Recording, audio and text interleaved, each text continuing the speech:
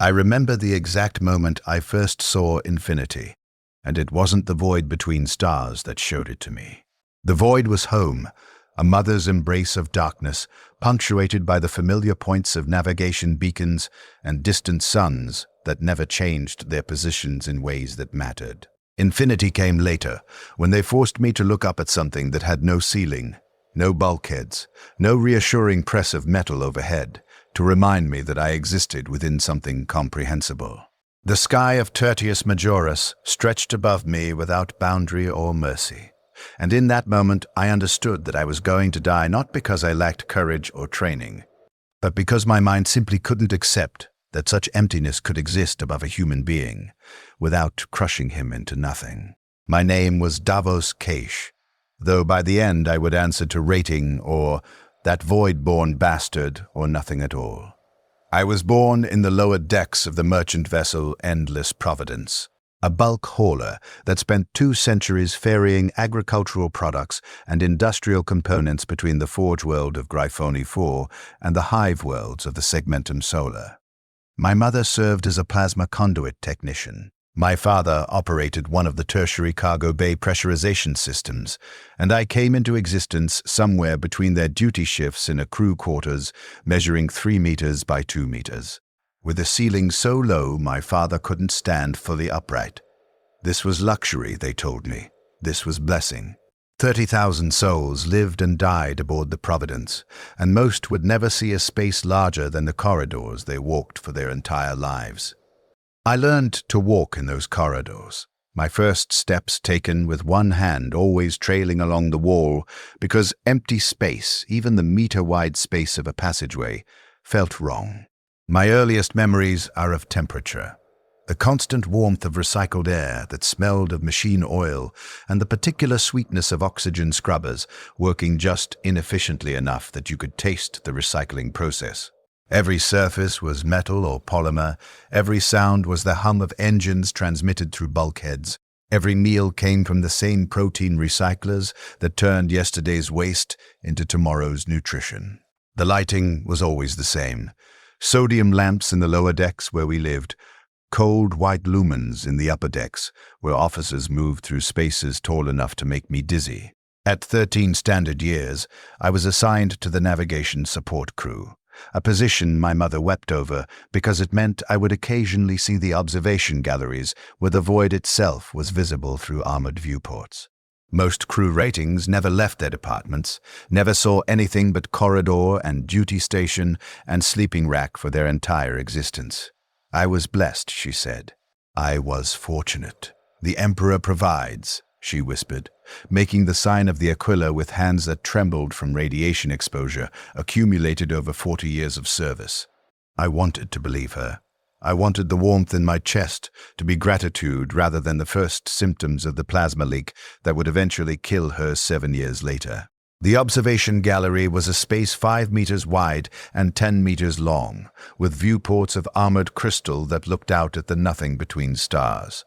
The first time I entered it, I vomited. The second time, I managed to keep my eyes on the deck plating and only glanced up once before my vision swam and I had to sit with my head between my knees. By the 50th time, I could stand at the viewport for entire watch rotations, staring at the absence of everything, feeling the particular peace that came from understanding that the void was not empty, but full of darkness, full of radiation, full of the quantum fluctuations that kept reality coherent. The void made sense. The void had rules. You could calculate trajectories through the void, plot courses, understand the relationship between mass and gravity, and the immaterium's thin boundary with real space. I learned to read stellar charts the way some men learn to read faces. I understood the language of gravitational wells and solar wind patterns. By 2 standard years, I was a navigation rating 3rd class, which meant I actually touched the data slates that fed information to the navigator sealed in his chamber 3 decks above. I had a name among the crew. I had purpose. I had a woman named Serena, who worked in hydroponics and whose father had negotiated a union contract that would have given us our own quarters, 2 meters by 3 meters, with a ceiling high enough for me to stand upright. I had a future measured in the comfortable certainty of 40 more years of service, eventual promotion to rating second class, and death from accumulated radiation exposure sometime in my 60s, which was the average lifespan and therefore a blessing. The Endless Providence died in the Calaxis sector while ferrying a priority shipment of ammunition to guard regiments fighting what the Vox briefings called a minor Xenos incursion. The pirates, or raiders, or cultists. The distinction became meaningless in the 90 seconds between their ships decloaking and our hull breaching. Hit us at the transition point between warp and real space, when our void shields were cycling down and our point defense systems were still recalibrating from immaterium exposure. I was in the navigation gallery, 3 decks below the bridge and 2 decks above the main plasma reactors, when the first impact sheared through compartments 40 through 60 on the port side. The sound was wrong. Every Voidborn knows the sounds of their ship the way Groundborn supposedly know the sounds of weather. The hum of engines in normal operation, the rattle of cargo shifting, the particular groan of hull stress during hard acceleration. This sound was tearing. This sound was metal screaming as it separated from itself, followed by the whistling shriek of atmosphere escaping into vacuum. The emergency bulkhead slammed down with a crash that knocked me off my feet, and then I was scrambling toward the emergency station. Reaching for the pressure suit that every rating was trained to don in 15 seconds, but that I fumbled with for nearly a minute because my hands were shaking and the deck was tilting at an angle that meant the gravity plating was failing. I survived because I was void-born. I survived because I knew how to move in zero gravity when the plating finally failed completely. I survived because I knew to seal my suit completely before hitting the emergency purge that would evacuate all atmosphere from the compartment, denying fire the oxygen it needed to consume everything. I survived because 22 years of living in the void had taught me that space was not your enemy. It was neutral, indifferent, survivable if you understood its rules. Serena died 3 decks below me when the raiders breached the hydroponic section, and the explosive decompression pulled her through a gap in the hull plating that was 14 centimeters wide. They told me she didn't suffer. They told me her death was instantaneous. They were probably lying, but I chose to believe it because the alternative meant imagining her final seconds. 47 minutes after the attack began, it ended. The raiders took what they wanted, weapons, primarily, and some of the officers who might be ransomed, and left us drifting with 17% hull integrity, no main power, and a crew of 30,000 reduced to 812 survivors. The rescue took 4 days. 4 days of floating in darkness, punctuated only by emergency lumens, rationing oxygen recycler charges, and listening to the hull groan as structural members failed slowly, one at a time, each pop and crack a reminder that the ship might simply collapse around us at any moment. When the Navy frigate Righteous Mandate finally arrived, I felt relief so intense it was almost painful. We were saved. We would be transferred to another merchant vessel, reassigned, continue our service. The void takes care of Voidborn, my father always said. We know how to survive in the black. We understand the rules. I was young enough to still believe that rules mattered, that understanding guaranteed survival, that the Imperium operated according to some logic that could be comprehended if you just studied it carefully enough. They herded us into the Mandate's cargo bay, 812 survivors standing in ragged pressure suits or emergency thermal blankets, and a naval officer whose uniform was so clean it seemed to glow under the overhead lights, read from a data slate without looking at us. The Endless Providence was a total loss. The survivors were now assets of the Imperial Navy pending reassignment. All existing contracts were void.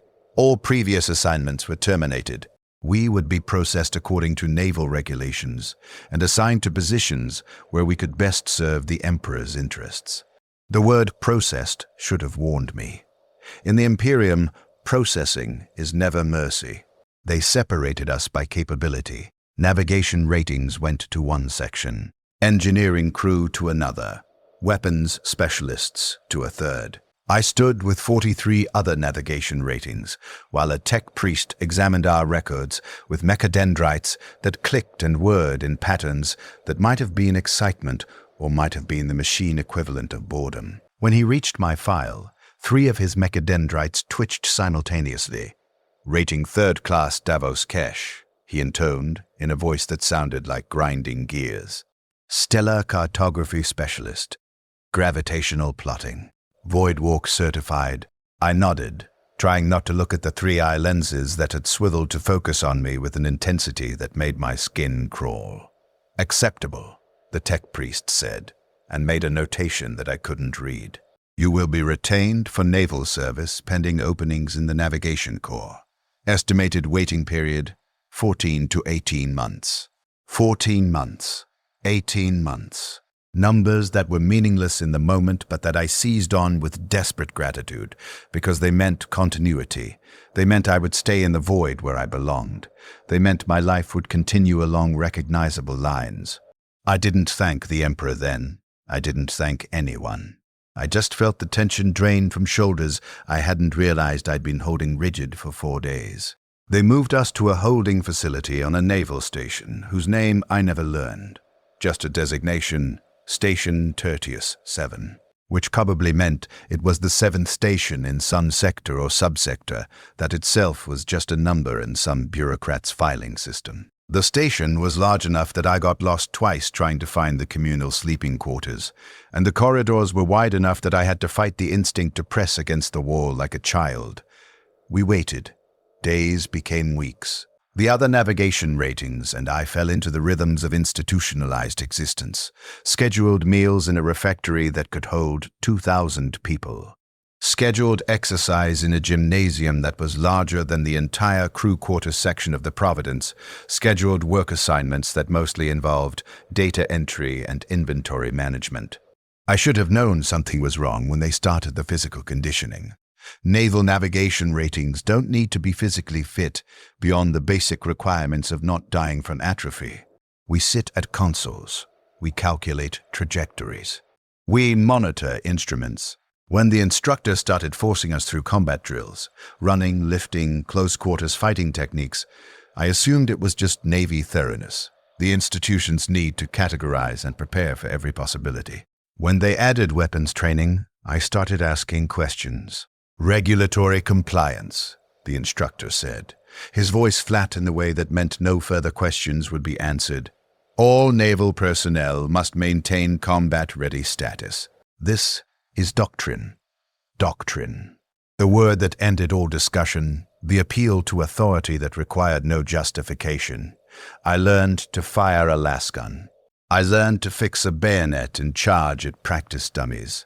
I learned to low crawl under live fire and to dig a fighting position in simulated terrain. I learned all of this in training chambers with ceilings that were visible, with walls that I could see, with boundaries that made sense. I learned all of this and pushed down the small voice that kept asking why navigation ratings needed to know how to conduct fire and movement drills. 5 months into our waiting period, they came for us at 0300 hours station time, which meant most of us were asleep or trying to be. The lights in the dormitory snapped on with brutal intensity, and naval armsmen were shouting for us to assemble, to move, to hurry like we were under enemy fire. We stumbled into formation in our sleeping clothes, and the officer who addressed us had the dead-eyed look of someone who had delivered this speech 1,000 times and would deliver it 1,000 more. By order of Segmentum Command, all navigation ratings currently assigned to Holding Station Tertius 7 are hereby reassigned to Imperial Guard service. You will be integrated into the 47th Calaxis Infantry Regiment as specialist personnel. You will report for immediate transport to the regimental staging area. You have 20 minutes to gather your personal effects. The Emperor protects. The words didn't connect to meaning at first. My brain kept trying to process Imperial Guard service and rejecting it because it made no sense. Because Guard regiments fought on planets, because planets had surfaces, because surfaces meant ground, and ground was where other people went. Not void-born, not navigation ratings, not people whose entire existence had been measured in the safe confines of ships. Someone to my left was asking questions, his voice rising in pitch as panic set in. An armsman slammed his shock maul into the deck plating hard enough to send a crack echoing through the chamber, and the questions stopped. "You have 19 minutes, the officer said, and turned away as though we had already ceased to exist as individuals and had become merely items to be transported. I gathered my effects in a daze. 3 changes of clothing, a data slate with star charts I'd been compiling, a hollow pict of my mother that was the only image I had of anyone from the Providence. 19 minutes became 18, became 10, became 5, and then we were in the corridor moving toward the docking bay, where transport shuttles waited with their cargo ramps extended like throats, ready to swallow us whole. The Void-born don't panic easily. We can't afford to, because panic in space means death. But I could feel something building in my chest that wasn't quite panic, but was certainly its cousin. A tightness, a pressure. The sensation of walls closing in even as we moved through spaces that were larger than any I'd ever known. The transport was a standard guard carrier, built for volume rather than comfort, with bench seating along both walls and cargo webbing overhead. They packed us in with 300 other conscripts, some from the Providence, most from other sources I never identified, and the shuttle's engines cycled up with a roar that I felt in my bones. Launch was brutal. 3 gravities of acceleration that left me pinned to the bench with my vision tunneling, and then we were in the void again, surrounded by the familiar absence of everything, and for a moment I felt relief. Then someone near the front of the compartment asked where we were going, and a guard corporal with scars that ran from his jaw to his collar laughed. "Tertius Majoris," he said. "Garden world, green. Growing things, open air. You Void-born are going to love it." The way he said, "love it," made it clear he meant exactly the opposite. If the dread of a Void-born facing the unknown already weighs on your mind, leave witnessed in the comments. Let his story reach someone who will remember what comes next. The journey to Tertius Majoris took 11 days, which I spent in a state of carefully maintained denial.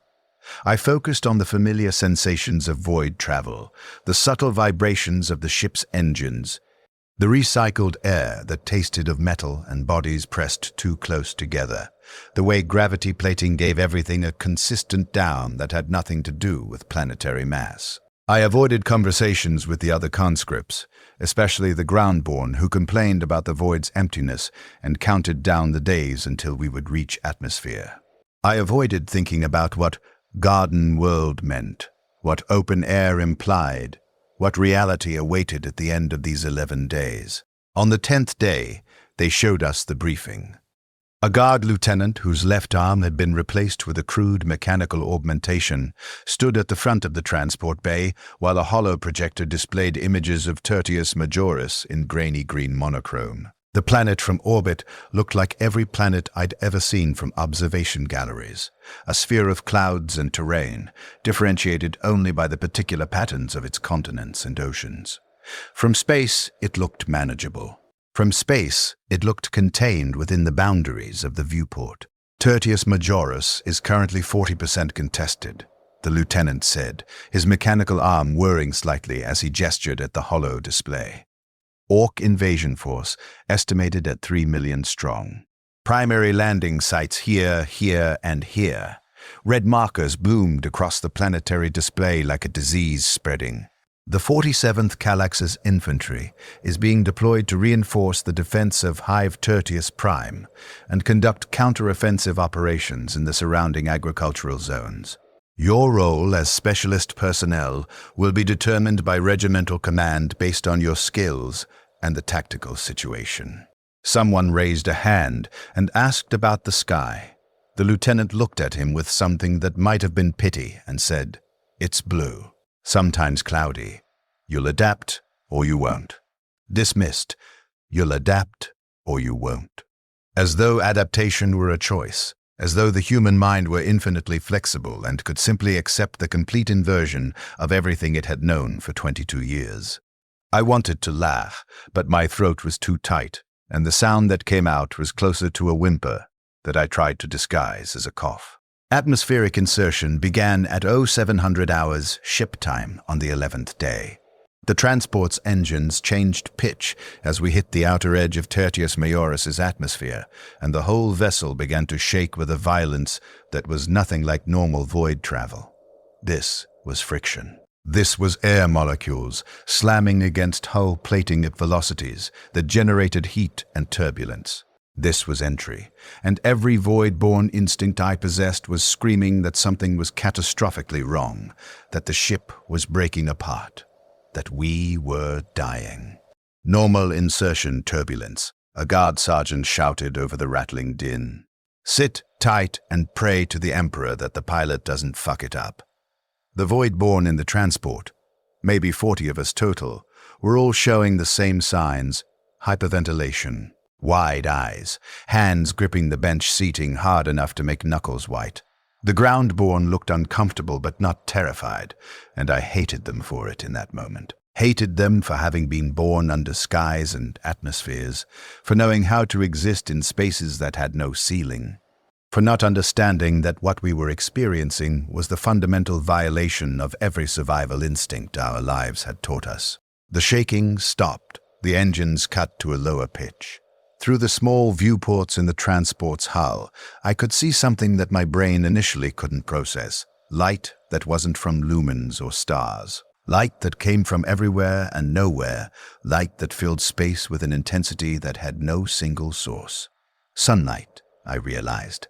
Actual sunlight, unfiltered by armored viewports or void shields. The sky beyond the viewport was a color I had only ever seen in hollow images and training materials. It was blue. Impossibly, incomprehensibly blue. The transport's landing gear deployed with a series of mechanical clanks, and then we were descending. And through the viewports I could see the ground rising toward us. Not the metal deck plating of a ship or station, but actual ground, terrain, surface that extended in all directions without walls or bulkheads. My vision started to tunnel. My breathing was coming too fast, shallow gasps that weren't getting enough oxygen to my brain. Someone was talking to me, hands on my shoulders, but I couldn't hear them over the roaring in my ears that was just my own blood pounding. The transport touched down with a jolt that rattled my teeth. The cargo ramp began to lower with a hydraulic hiss, and light poured in. Not the consistent illumination of lumens, but something wild and variable. Something that moved as clouds passed overhead. Something that was natural and therefore incomprehensible. The air that rushed in wasn't recycled. It smelled of growing things and soil and moisture, and it was moving, flowing, wind that came from somewhere and went to somewhere else in patterns I couldn't predict. "Move out," someone shouted. "Form up on the landing zone." The ground-born stood and filed toward the ramp like it was just another deployment. The void-born moved slower, with the mechanical precision of people whose bodies were obeying orders, while their minds were shutting down. I stood because everyone around me was standing. I moved toward the ramp because not moving would have marked me as failing, and some part of my brain still understood that failure in the Imperial Guard had consequences measured in execution or penal legion assignment. I reached the top of the ramp and looked out. The sky had no ceiling. The land had no walls. The horizon extended farther than my eyes could see, curving slightly in a way that suggested the planet's curvature, implying a scale of distance that was measured in thousands of kilometers rather than meters or tens of meters. Above me was blue emptiness, punctuated by white clouds that were moving in wind patterns driven by thermal currents and planetary rotation. Below me was brown and green terrain that undulated in hills and valleys, broken by structures that were too far away to be distinct, but that marked human habitation. The sun was a disk of fire in the sky that hurt to look at directly. And I couldn't stop looking at it because it was wrong. It was all wrong. Nothing should be this bright without being filtered. Nothing should be this open without being dangerous. Davos. Someone was saying my name. Davos. You need to move. You're blocking the ramp. I couldn't move. My legs had locked. My entire body had gone rigid with a terror so primal it bypassed thought entirely and went straight to muscle tissue and nerve endings. This was agoraphobia, the fear of open spaces, and I had never experienced it before because I had never been in a space that was actually open. Ships have limits. Stations have boundaries. Even the observation galleries had walls on 3 sides and viewports that framed the void into something manageable. This had nothing. This went on forever. Hands grabbed me. Multiple sets of hands, armsmen or guard soldiers, I couldn't tell, and they pulled me down the ramp, and the moment my boots touched actual ground, actual planetary surface, I collapsed. My legs simply stopped functioning. I fell to my knees in brown soil that compressed under my weight in a way that was nothing like metal deck plating, and I looked up at the sky that extended without boundary in all directions. And I vomited until there was nothing left in my stomach, and then I dry heaved while my entire body shook. Someone was laughing. "Fucking void-born," a voice said with contempt. "Can't even handle normal gravity." The gravity wasn't the problem. Tertius Majoris was 0.98 standard gravities, nearly identical to what the Providence's plating had maintained. The problem was the sky. The problem was the lack of walls. The problem was being on the surface of a sphere 8,000 kilometers in diameter, with an atmosphere extending 80 kilometers above my head, and no bulkheads anywhere to mark safe spaces versus void. The problem was that every single instinct I possessed was telling me I was in mortal danger, that the absence of a ceiling meant impending death, that I needed to get back inside, get back to enclosed spaces, get back to somewhere safe. But there was nowhere safe. There was only the open, and the open went on forever. They dragged me to a processing area, an open-sided tent that provided shade from the sun but no walls, which meant it provided nothing that actually mattered. And a Medicae orderly checked my vital signs, while I shook and hyperventilated and tried to explain that I couldn't do this. I couldn't function in this environment. I needed to be sent back to void service where I belonged. The orderly looked at me with the tired patience of someone who had processed hundreds of panicking soldiers and said, "You'll adapt. If you don't, you'll die. Those are your options. You'll adapt or you'll die." The Imperium's philosophy reduced to its most basic truth. They assigned me to 4th Company, 2nd Platoon, Specialist Squad, which was apparently where they put all the void-born conscripts who had technical skills, but no ground combat experience. There were 12 of us total, led by a guard sergeant named Volk, who had the sun-weathered skin of someone born under an open sky, and the contempt for void-born that seemed to be universal among ground forces. He assembled us in what he called a clearing, which was just an area of ground with slightly fewer plants growing on it, and delivered a speech that I mostly didn't hear because I was fixated on the fact that there were trees around us, actual living plants that extended 3 meters into the air and blocked my view of the horizon, which should have made me feel better, but somehow made everything worse because I couldn't see threats approaching, and I couldn't plot escape routes. "Not void walkers anymore," Volk was saying. "You're infantry now. Specialist infantry, which means you'll handle technical equipment and support operations, but you're still expected to fight, to hold a line, to follow orders under fire. The orcs we're fighting don't care that you're scared of clouds. They'll kill you just as fast as they'll kill a born ground pounder. Faster, probably, because you'll freeze up and die like the useless void rats you are." Someone to my left, a former engineering rating named Kostov, who I'd known slightly from the Providence, raised his hand. "Sergeant, with respect, we weren't trained for ground combat. We're navigation and systems specialists. Wouldn't we be more useful in a support role, somewhere away from direct combat?" Volk looked at Kostov like he just suggested we surrender to the orcs. "You think the Imperium wastes resources on keeping you safe in the rear? You think there is a rear in a planetary invasion? The orcs are everywhere. The fighting is everywhere. You'll go where you're assigned and you'll do what you're told. And if you're very lucky and the Emperor smiles on you, you might survive long enough to develop a useful skill that keeps you off the front line. But until then, you're just bodies with hands that can hold a gun.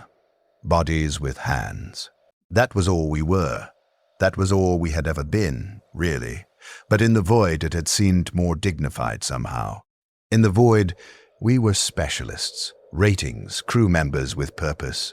Here, under this endless sky that pressed down with the weight of all that absence, we were just meat that could be pointed at the enemy and told to die. They issued us equipment, flak armor that was too heavy and sat wrong on shoulders accustomed to lighter void suits, lascans that I technically knew how to fire from training but that felt alien in my hands, and kit bags full of supplies whose purposes I only vaguely understood. Water purification tablets, because apparently planet-side water could kill you. Field rations that were somehow less appetizing than ship's protein paste. A collapsible entrenching tool for digging fighting positions in terrain that had the consistency of packed clay. A breather mask in case of chemical attack. A dozen other items that all assumed I would be living and fighting in an environment that was actively hostile to human life. That night, and night on a planet was another horror, darkness that came from the star's rotation rather than from switching off lumens. Darkness that was never complete, because atmospheric scattering meant you could still see shapes and shadows. They had us sleep in what Volk called field positions. No barracks, no enclosed spaces. Just individual fighting positions dug into the ground with a tarp stretched overhead to keep off the dew, which was apparently what happened when atmospheric moisture condensed on surfaces during temperature drops after sunset. I couldn't do it. I physically couldn't lie down in the shallow trench I dug and close my eyes with all that space above me. Every time I tried, my breathing would accelerate and my heart would pound, and I'd have to sit up and look around wildly for threats that weren't there. The sky was visible even in darkness, stars scattered across blackness, but wrong stars seen through atmosphere that distorted them and not framed by viewports or bulkheads. Just there, naked, infinite. Kostov found me sometime after midnight, sitting with my back against a tree trunk, because at least that was something solid, something that blocked one direction of approach. He sat down next to me without asking permission and said quietly, "Can't sleep either." I shook my head, not trusting my voice. "I keep thinking the ceiling will fall," Kostov said. "I know there's no ceiling. I know it's just atmosphere and vacuum beyond. But my brain won't accept it. I keep waiting for something to collapse on us. I keep thinking I'm going to fall up," I said, and heard how insane that sounded. Like gravity is going to reverse, and I'll just fall into the sky and keep falling forever. Kostov laughed, but it was the kind of laugh that came from understanding horror rather than finding anything funny. "We're fucked, aren't we? They're going to send us into combat, and we're going to die because we can't stop looking at the fucking sky." "Yes," I said, because there was no point in lying. "Yes, we're completely fucked. Should anyone have been forced to fight where they couldn't survive, if you think they deserved a chance, show it now. Like and subscribe so their fate isn't forgotten." They gave us 3 days of planetary acclimatization training, which mostly consisted of Volk making us run across open ground while he shouted insults about our parentage and our likelihood of surviving contact with the enemy. Running under an open sky was a special kind of torment. My vision would start to tunnel after a few minutes. My breathing would become ragged not from physical exertion, but from panic. And I'd have to focus on the ground directly in front of me, rather than looking up or looking at the horizon, or looking at anything that reminded me of the fundamental wrongness of existing on a planetary surface. The other Voidborn were struggling similarly. Kostov developed a technique where he would recite stellar coordinates while running, turning his brain's focus to familiar territory even as his body traversed hostile terrain. A woman named Petra, who had served as a communications rating on a Navy destroyer, would count bulkhead numbers aloud. Bulkhead 17, Junction 42, Corridor C7, describing an imaginary ship that existed only in her memory. I tried calculating jump trajectories in my head, plotting courses through imaginary systems, anything to avoid being fully present in the nightmare of open air and visible horizons. Volk noticed, of course. He noticed everything the way good sergeants supposedly did, and on the third day he pulled me aside after morning drills and said with surprising gentleness, "You're not adapting. I'm trying." "Sergeant," I said, and hated how my voice shook.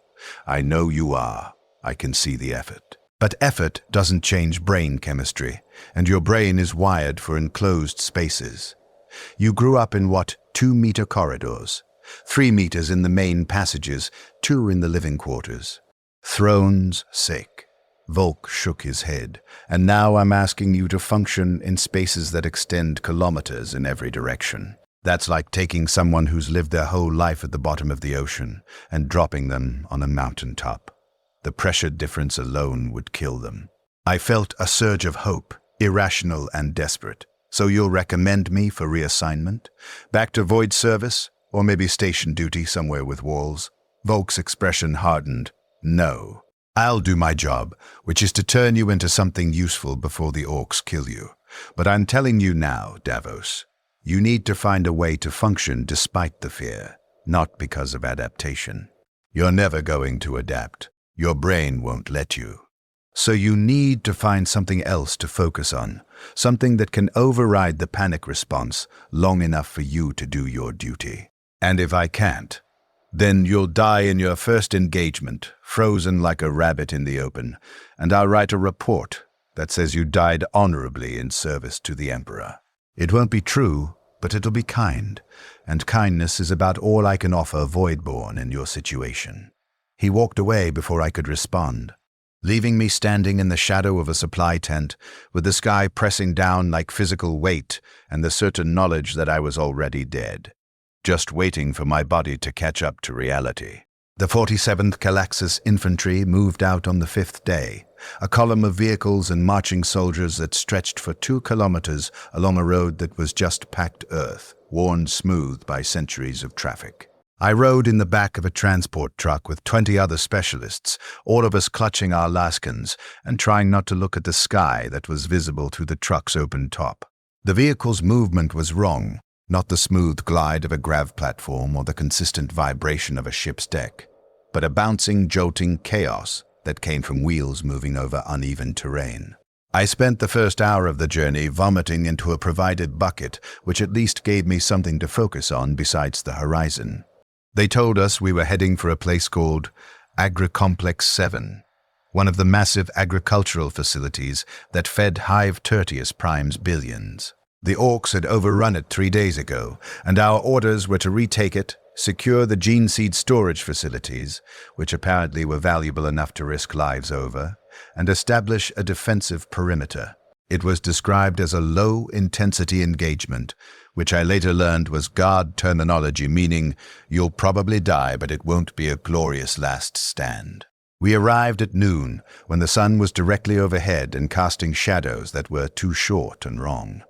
The agri-complex was visible from a kilometer away.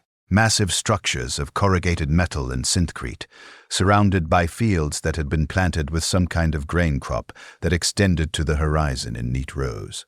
The fields were burning now, thick black smoke rising into that terrible blue sky, and even from a distance I could hear the sounds of combat, the crack of Lascan fire, the deeper boom of bolters or heavy weapons, and something else that sounded like roaring animals, but that I knew intellectually must be orcs.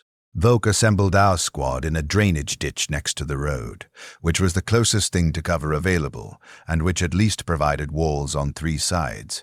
12 void-born specialists crouched in mud that smelled of fertilizer runoff and agricultural chemicals, and Volk briefed us with the efficiency of someone who knew most of us wouldn't survive to remember his words.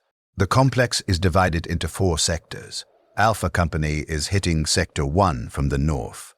Bravo Company is securing Sector 2 from the east. We're part of the reserve force, which means we wait here until someone needs reinforcement, then we move fast and die trying to plug whatever hole just opened up.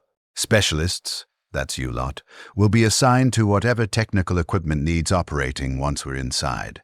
Could be Vox arrays, could be gene seed storage access terminals, could be cleaning up orc corpses. You go where you're sent, and you do what you're told. Sergeant, Petra asked, her voice tight. What if we encounter orcs directly? Then you shoot them. Center mass, sustained fire, don't stop until they're down, and even then put another burst into them. Because orcs are tough bastards who don't always realize they're dead.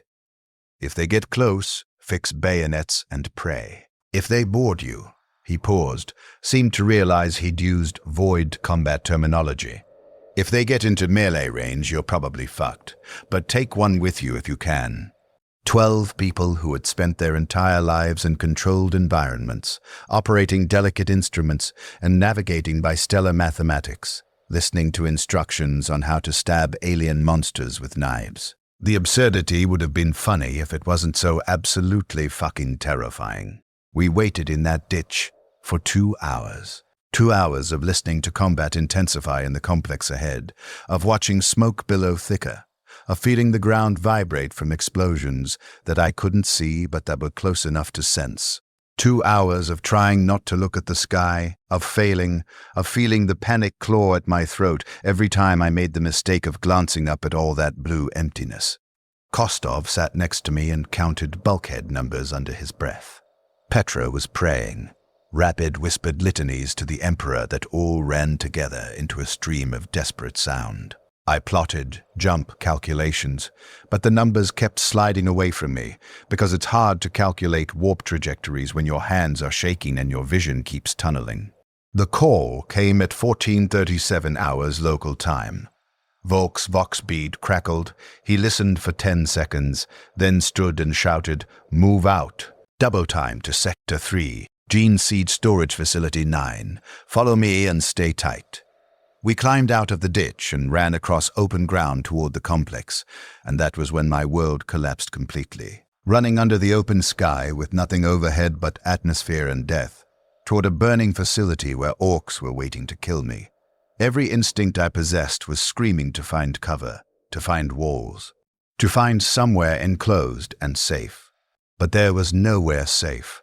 There was only the open and movement, and other soldiers running alongside me who at least knew how to function in this environment, even if they were probably just as scared. The agri-complex loomed larger with each step. I could see details now, blast craters in the synthcrete walls, bodies scattered like discarded equipment, a guard chimera transport burning with flames that were shockingly orange against the blue sky.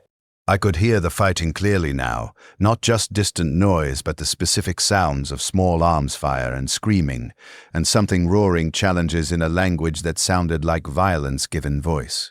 We reached the complex's outer wall. Beautiful, blessed wall, actual vertical surface that blocked the horizon, and I pressed against it with relief so intense it was nearly sexual. Kostov was gasping next to me, not from exertion but from panic, and Petra was openly weeping while still clutching her lasgun in a technically correct firing grip. Volk was moving down the line, checking readiness, his face grim. "Through that breach," he said, pointing at a gap in the wall where something explosive had punched through 2 meters of reinforced synthcrete. Facility 9 is 200 meters inside, marked with yellow hazard stripes. We secure it, hold it until the gene seed can be evacuated, then fall back to the rally point. Simple. Easy. Don't die. Simple. Easy. As though anything about this was simple or easy. We went through the breach in a staggered column, Volk leading, and entered the complex proper. Inside was somehow worse than outside. Corridors that should have felt familiar, but that were too wide, too tall, designed for vehicles and large equipment rather than human comfort. And the ceilings were transparent in places, synth glass panels that let in natural light, which meant I could see the sky even inside what should have been an enclosed space. My breathing was coming fast and shallow. Black spots were dancing at the edges of my vision.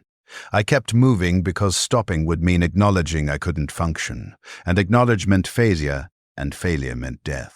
We encountered our first orc in a storage chamber filled with grain silos. It was bigger than I expected, nearly 2.5 meters tall, shoulders broad as a cargo door. Skin that was actually green like the intelligence briefing said, but that I hadn't quite believed until I saw it.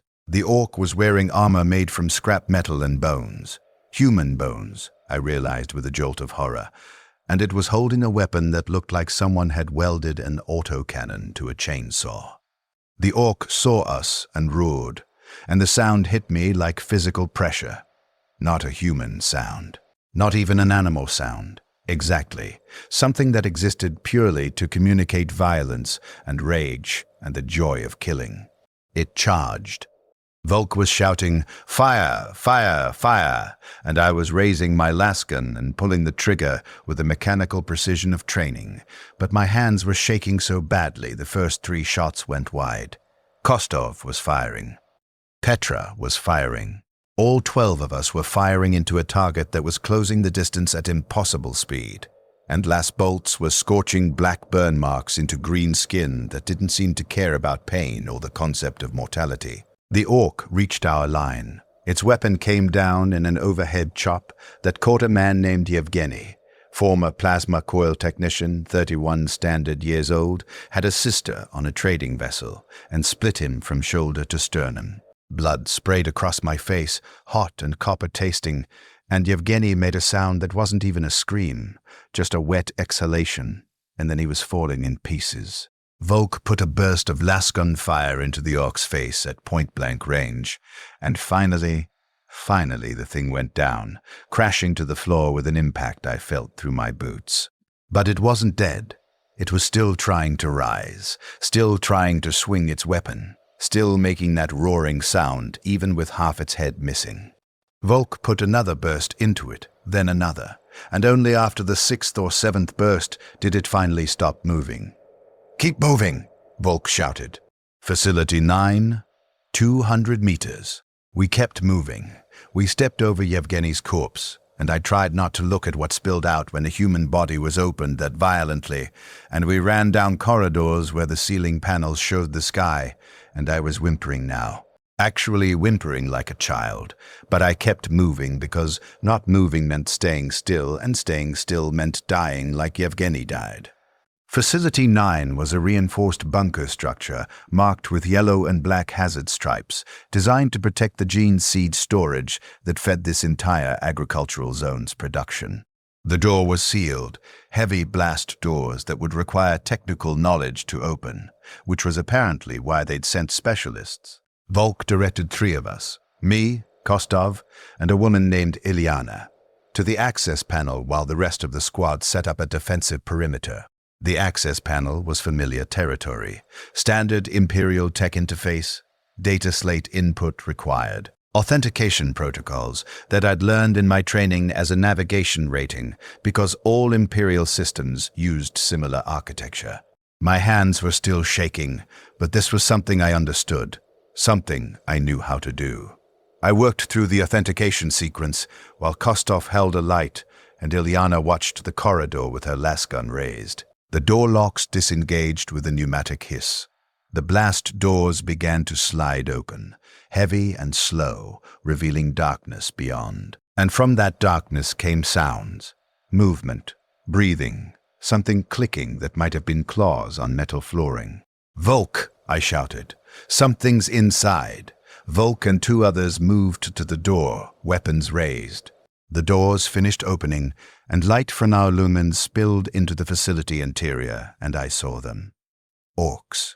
Not 1, not 2, at least 20 of them, sheltering in the gene seed storage facility like it was a fortress, using Imperial biostorage as cover. They'd been waiting for us. They'd known someone would come to secure the facility. We'd walked into a perfect ambush because I'd opened the door. Because I'd been useful, because I'd done exactly what I was supposed to do. The orcs charged. The corridor erupted into chaos. Lasgun fire and roaring, and the meat sounds of bodies being destroyed. I was firing, pulling the trigger over and over, until the power pack was exhausted. But there were too many of them. They were too close. They were everywhere. Kostov went down with an orc's blade in his chest. Ilyana was lifted off her feet and thrown into a wall hard enough that I heard bones snap. Volk was shouting orders that no one could hear over the sound of dying. I dropped my lasgun and ran back the way we'd come, through corridors that were too wide and too tall, with ceiling panels that showed the sky, that terrible endless blue sky that had no boundaries. I ran past bodies and burning equipment, and I didn't look back, because looking back meant seeing how many of my squad had died in the seconds after I opened that door. I made it to the outer wall, made it through the breach. Made it into open ground where the sky pressed down with the weight of forever and my legs simply stopped functioning. I fell, hands and knees in dirt that compressed and shifted under my weight, and I looked up. The sky extended without limit, blue emptiness filled with white clouds that were moving in wind patterns I couldn't predict. The horizon curved slightly, implying planetary curvature, implying a sphere 8,000 kilometers in diameter with me on its surface, exposed and small and utterly insignificant. I could see everything. I could see forever. There were no walls to block the view, no bulkheads to provide reference points, nothing to give me any sense of scale or position or safety. I was falling into the sky. I could feel it, gravity reversing, my body lifting, the pull of all that emptiness above drawing me up and away from the ground. I knew it wasn't real. I knew it was agoraphobia and panic, and a mind that couldn't process this environment. But knowing didn't help. The fear was primal, precognitive, the same fear a void-born infant feels the first time they're held in a space too large to be safe. I was screaming. I realized I was screaming, but I couldn't stop. The orc found me there. I didn't see it approach. I was too busy staring at the sky, locked in place by terror that bypassed all rational thought. I didn't hear it until it was right next to me, that characteristic roaring sound that orcs made when they were excited by the prospect of violence. I tried to move, tried to turn, tried to reach for a weapon I'd dropped somewhere in my flight. My body wouldn't respond. I was frozen, every muscle locked rigid with the absolute conviction that movement meant falling up into the sky that went on forever. The orc raised its blade. I saw it in my peripheral vision. Crude metal, stained with blood that might have been Kostov's or Ilyana's or any of the dozen people who had died in the last 10 minutes. The blade came down. My last thought wasn't of my mother, or Serena, or the Providence. My last thought was relief. Relief that the sky would stop pressing down. Relief that the open would end. Relief that I could finally stop trying to adapt to an environment that my brain would never accept. The blade came down. This is the moment everything ends for Davos. If you think the Imperium murdered him as surely as the orc did, let your like be the testimony they'll never record. The reports said I died instantly, which was probably true from a technical standpoint. The orc's blade severed my spinal column at the fourth vertebra, and consciousness ended in the microsecond it took for neural signals to stop reaching my brain. But death in the Imperium is rarely that simple, especially when there's still used to be extracted from failing meat. They found my body 3 hours after the engagement ended, when Guard forces finally secured Agri Complex 7 and pushed the remaining orcs back to the next defensive line. A Medicaid team tagged me as Combat Casualty 47, CC00847, category. Immediate trauma death, cause, edged weapon to cervical spine, prognosis, deceased.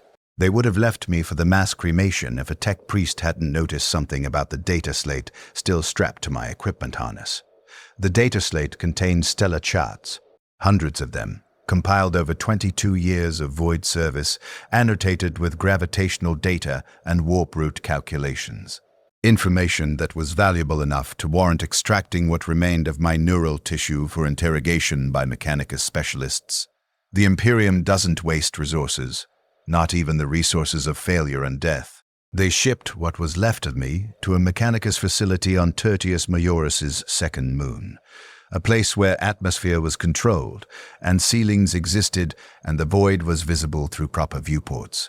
If any part of my consciousness remained after the neural extraction, it would have felt like coming home. But consciousness requires continuity, and what they did to my brain tissue destroyed anything that could be called me in favor of extracting pure information. The data from my neural patterns contributed to updating 3 minor stellar charts in sector Calaxes. My death was recorded as honorable. Volk kept his promise. He wrote a report that said I died fighting. That didn't mention I'd frozen in the open like an animal paralyzed by fear. The Emperor protects, the doctrine claims, but what it doesn't say is that sometimes protection means a merciful lie on an official report. The 47th Calaxis Infantry Regiment continued operations on Tertius Majoris for 7 more months. Of the 43 void-born conscripts pressed into ground combat service, 41 died within the first month. One adapted, a former engineering rating who discovered he could function if he never looked up, if he kept his eyes on the ground and treated Planetary's surface like an endless corridor. The other survived through the simple expedient of being stationed in an underground command bunker for the remainder of the campaign, never seeing the sky again, living out his service in enclosed spaces where his brain could function. Petra died 2 days after me, frozen in an open field during an Orc artillery bombardment. Kostov lasted a week, killed by a stray round while he was in the middle of reciting coordinates for a ship that no longer existed. Ilyana survived her injuries from the facility assault, but died 3 weeks later from infections that took hold in wounds that wouldn't heal because her stress levels were so elevated that her immune system had simply stopped functioning properly. The Imperium continued its operations. It always does. Individual deaths are meaningless against the scale of planetary campaigns that involve millions of combatants and resources measured in orders of magnitude that dwarf human comprehension. The Orc invasion was eventually repelled, not defeated, never defeated, because Orcs don't surrender or retreat, but pushed back enough that it stopped being categorized as an active invasion and started being called a persistent Xenos presence. Tertius Majoris remained 40% contested for the next decade, and probably still is, wherever now exists in the timeline of Imperial history. More ships were destroyed, more void-born survivors were pressed into guard service. More navigation ratings and engineering crew and weapons specialists found themselves standing on planetary surfaces with skies overhead and horizons extending to infinity, and they died the way I died. Frozen by agoraphobia, or crushed by panic, or simply unable to adapt to environments their brains couldn't accept. The system perpetuated itself because the Imperium doesn't have the luxury of recognizing that some people can't function in certain environments. It is only the arithmetic of bodies and bullets, of resources allocated and casualties accepted. The void-born should stay void-born. It's not a matter of preference or comfort. It's a matter of fundamental neurology, of minds shaped by environments measured in meters, developing in ways that are incompatible with environments measured in kilometers. You can't train away agoraphobia any more than you can train someone to breathe vacuum. The adaptation isn't possible, or at least not possible in the time frames military necessity demands. But the Imperium doesn't care about impossibility. It cares about numbers. Warm bodies to fill uniforms, hands to hold lasguns, voices to die screaming the Emperor's name when the enemy overruns their positions. Whether those bodies are functional or those minds are intact is secondary to the simple fact of their existence and their availability for consumption by the endless machine of warfare. I never wanted to be a hero. I never wanted glory or recognition or remembrance. I wanted to spend 40 years calculating stellar positions, to retire with minor radiation poisoning, to die in my sleep, surrounded by bulkheads and the comforting hum of engines. I wanted to raise children in the same corridors where I grew up, to teach them to navigate by starlight, to pass on the particular knowledge of how to survive in the void where we belonged. Instead, I got 3 days on a planetary surface and died with my face in the dirt, looking up at a sky that my brain insisted I was falling into. Killed by an enemy I never should have faced, because my entire existence had prepared me for a completely different kind of warfare. Killed not by enemy action, really, but by the Imperium's refusal to recognize that round pegs don't fit into square holes, that void-born conscripts can't function as ground infantry, that some adaptations are impossible. If there's a lesson in any of this, it's probably that the Imperium doesn't care about lessons. It cares about continuation. The machine grinds forward because stopping would mean acknowledging the cost. And acknowledging the cost would mean questioning the necessity, and questioning the necessity would mean confronting the fundamental horror of what the Imperium actually is, not a protective empire of mankind's glory, but a meat grinder that consumes everything and everyone in service to its own perpetuation. The Emperor protects, they say, but I waited for that protection my entire life. And all it got me was 3 days of terror and a death that was meaningless even by the Imperium's standards of meaninglessness. I was 22 years old. I was a navigation rating 3rd class. I was void-born, and I should have stayed void-born, but the Imperium needed bodies, and I had one, and so I died under an open sky that I never should have seen. For 10,000 years, void-born have died this way, torn from the black and fed to ground that poisons them. If you believe this cycle must be witnessed, subscribe so the next one doesn't die forgotten. The irony is that in the end, I did get back to the void. My neural tissue, or what remained of it after Mechanicus extraction, was stored in a data repository on that moon station, preserved in biogel and maintained at exactly -40 degrees Celsius to prevent degradation. The stellar charts they extracted from my dying neurons now exist as information divorced from the person who compiled them. Useful data without context or humanity. Sometimes I wonder, and this is absurd because I'm dead and wondering requires consciousness, and consciousness requires a functioning brain which I definitively don't have. But sometimes I wonder if those preserved neurons still retain some fragment of awareness. If in the space between synaptic firings there exists some echo of Davos Cache who once existed, who once calculated jump trajectories and loved a woman named Serena and believed the Imperium operated according to comprehensible rules. If such awareness exists, it must be relief. Relief to be in controlled environment again, even if that environment is a preservation tank. Relief to be surrounded by bulkheads and walls and proper ceilings. Relief to be where I belonged, in a space station orbiting a planet rather than dying on its surface. Relief that the sky can't reach me anymore, that the open has ended, that the horizon is once again framed by viewports that make infinity manageable. But that's fantasy. Death is cessation. The Imperium might use my corpse, might extract value from dead tissue, might turn even failure into a fractional resource gain, but it can't preserve the person I was. That ended when the Orc's blade came down. That ended the moment my consciousness tried to process an environment it was never designed to survive. The other Void-born who died on Tertius Majoris got different ends. Some were cremated in mass funeral pyres, their ashes scattered across agricultural fields, where they would add trace nutrients to soil that would grow grain that would feed soldiers who would die on other worlds. Some were rendered into corpse starch, because the Imperium doesn't waste protein even from failed soldiers. Some were simply left where they fell, bodies that became terrain features in landscapes where battles moved too quickly for proper burial details. None of us adapted. The survival rate for Void-born pressed into ground combat roles across the entire campaign was 2%, and most of that 2% survived by avoiding actual planetary surface exposure through assignment to underground facilities or orbital support roles. Of those who actually had to function in open air under visible skies, the survival rate was functionally 0. The Departamento Munitorum noticed the pattern after 3 years and 17,000 documented Void-born casualties across multiple campaigns. They issued a directive, recommendation that Void-born personnel be retained for Void-based combat roles when tactically feasible. Recommendation, not requirement.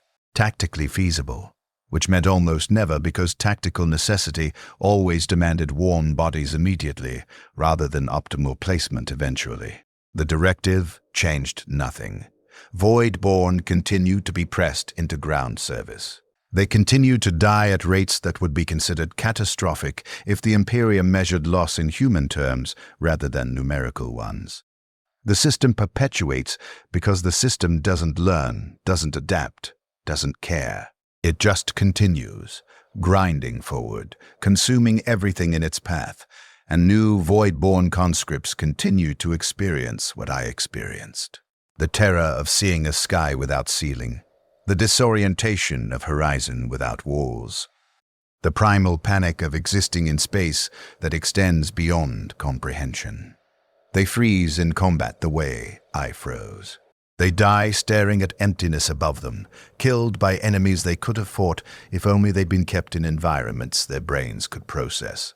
Somewhere right now, this exact moment in the timeline of Imperial operations, another navigation rating is standing on a planetary surface for the first time, looking up at blue sky or gray sky or the red sky of some desert world, and feeling their mind break against the impossibility of processing it. Somewhere right now, a guard sergeant is trying to explain that adaptation is required, that fear must be overcome, that duty demands function despite discomfort. Somewhere right now, a void-born soldier is dying because they froze when they should have moved. Paralyzed by agoraphobia that no amount of training or willpower can overcome because it's not a psychological weakness, but a neurological reality. The cycle continues. The Imperium continues. The void-born continue to die where they shouldn't be, doing what they can't do. Sacrificed to tactical necessities that could be avoided if anyone with authority cared enough to stop and question whether pressing ship crew into ground combat roles serves any purpose beyond filling immediate numerical requirements. But no one questions. Questioning is heresy, or at least inefficiency, which in Imperial terms amounts to the same thing. The machine requires bodies, the void produces those bodies through ship destructions and force realignments. The ground consumes those bodies through combat operations. The equation balances in ledgers somewhere in the depths of the administratum. And the fact that every term in that equation represents a person with history and hopes and fundamental limitations that make certain assignments tantamount to execution, that fact doesn't appear in the ledgers because it can't be quantified and therefore doesn't exist in any meaningful administrative sense. I existed. Davos Kaish, born on the Endless Providence, 22 years of void service, specialist in stellar cartography and gravitational plotting. I existed, and I mattered, at least to myself and to the people who knew me. But the Imperium never knew me. It knew Rating 3 Third Class Kaish, D, Service Number 47, NAV, 88234, pressed into ground combat role, died in first engagement, posthumous commendation for service, neural tissue salvaged for data extraction. Those are just numbers. Just words in a report. Just a line in a casualty list that encompasses hundreds of thousands of names, most of whom died in ways equally meaningless and avoidable. I am a statistic now, if I am anything at all. A data point in analyses of void-born combat effectiveness that will conclude we're inadequate for ground operations, but that will change nothing about deployment policies, because policy serves necessity, and necessity serves continuation, and continuation serves itself. The Emperor protects, but from what? Not from death. Death finds everyone eventually in a galaxy this violent. Not from suffering. Suffering is the default state of Imperial service. Not from meaninglessness. Meaning is a luxury the Imperium can't afford when it's struggling simply to survive against threats that operate on scales beyond human comprehension. Maybe the Emperor protects from despair. Maybe the faith they try to instill, the mantras they make us recite, the prayers they teach us to speak before battle, maybe those protect from the crushing recognition that we are insects in a universe of giants. That our individual fates matter not at all in the scope of conflicts measured in centuries and casualties measured in billions. Maybe the protection is ignorance, the mercy of not understanding how completely meaningless your death will be. I didn't have that protection. I saw the scale. I understood the indifference. I knew, in those final seconds looking up at a sky that went on forever, that my death would change nothing, would mean nothing, would be forgotten before my body cooled. That knowledge didn't make me brave. It made me frozen. It made me helpless. It made me exactly what I was, a void-born conscript, dying where he should never have been, killed by an environment as surely as by enemy action. If I could speak to the next void-born conscript pressed into ground service, I don't know what I'd say. Don't look up seems practical but impossible. How do you not look at the thing that dominates your entire sensory field? You'll adapt is a lie that will get them killed. Pray for the Emperor's protection is hollow when that protection never manifests in any tangible way. Try your best is meaningless advice when your best isn't sufficient and was never going to be sufficient. Maybe I just say, I'm sorry. Sorry that you were born in the void and had the misfortune to survive long enough to be useful as ground forces. Sorry that the Imperium sees you as interchangeable with ground-born soldiers when your brain is wired completely differently. Sorry that you're going to die in terror and confusion, frozen by fear that you can't control, killed by an enemy you could have fought if only you'd been kept in an environment you could process. Sorry that your death will be meaningless and forgotten, and will change nothing about the system that killed you. I'm sorry. This nightmare reaches its end if any part of this stayed with you. Give Davos Kaish what the Imperium never did. Recognition. Leave eternal in the comments so his name survives somewhere. The last thing I want to say, and this is absurd because I'm dead and the dead don't speak. This is just the narrative structure of a cautionary tale pretending to have a voice. But the last thing I want to say is about the horizon. The horizon on Tertius Majoris curved, slightly, subtly, but visibly if you looked at the right angle. It curved because the planet was a sphere, because you were standing on a surface that wrapped around 8,000 kilometers of rock and core, because you were standing on something that had no edge, no boundary, no point where it stopped, and something else began. The horizon just continued, curving away in all directions, implying endless distance that your eye could never reach. The horizon in the void is absolute. It's the bulkhead. It's the viewport frame. It's the visible edge of the ship or station where metal gives way to nothing. You can see the horizon in the void, can touch it, can understand exactly where safety ends and danger begins. It's defined. It's comprehensible. It's manageable. A planetary horizon is incomprehensible. It retreats as you approach it. It promises distance without delivering specificity. It curves in ways that imply a scale beyond human processing. Looking at a planetary horizon is like trying to see infinity. Your brain insists there must be an edge somewhere, but the edge keeps moving, keeps receding, keeps revealing more space beyond more space beyond more space. I died looking at that horizon. My eyes were fixed on the point where land met sky, trying to understand where the safety zone ended, trying to plot an escape route to somewhere enclosed. The horizon offered no answers. It just continued, curving slightly, mocking my need for boundaries with its absolute refusal to provide any. If you're void-born, stay void-born.